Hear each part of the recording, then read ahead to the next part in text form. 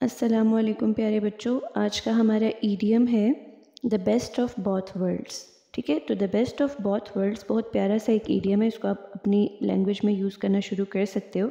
इसका मतलब ये होता है कि जब आप किसी ऐसी सिचुएशन को डिस्कस करना चाह रहे हो जिसमें आपको फ़ायदा होता है दो मुख्तलिफ़ चीज़ों से, ठीक है, एक ही वक्त में दो चीज़ें हैं, ठीक है, दो काम है, उससे आपको बैक वक्त यानी एक ही time on a time at a time, ठीक है, आपको फ़ायदा हो रहा है, ठीक है, कोई नुकसान आपको नहीं हो रहा, तो आप कहते हो कि the best of both world's.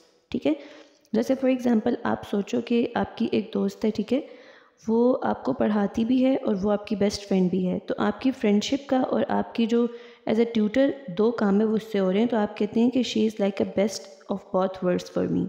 ठीक है, इसी तरह यहाँ पे आप देखें एग्जाम्पल में, she works in the city and lives in the country.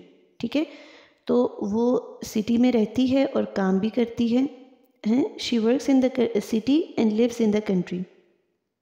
ठीक है, so she gets the best of both worlds. हम ऐसे कह सकते हैं कि वो अपने ही शहर के किसी, अपने ही कंट्री के किसी शहर में काम करती है, तो इसलिए उसको डबल फ़ायदा हो रहा है। ठीक है, और सेम टाइम पे वो अपने मुल्क में भी है, ठीक है, और अपने ही मुल्क में वो अपने ही शहर में एक काम कर रही है, तो उसके लिए ये एक बेस्ट ऑफ बोथ वर्ल्ड्स है।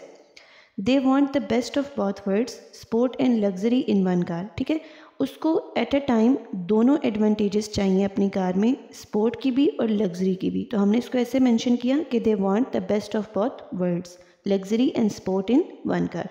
तो बेस्ट ऑफ बोथ वर्ल्ड्स का क्या मतलब है कि एट अ टाइम दो डिफरेंट चीज़ों से आप फ़ायदा लेना चाह रहे हो। ठीक है, तो आप उसके लिए यूज़ कर सकते हो best of both worlds. Thank you so much, अल्लाह हाफिज़।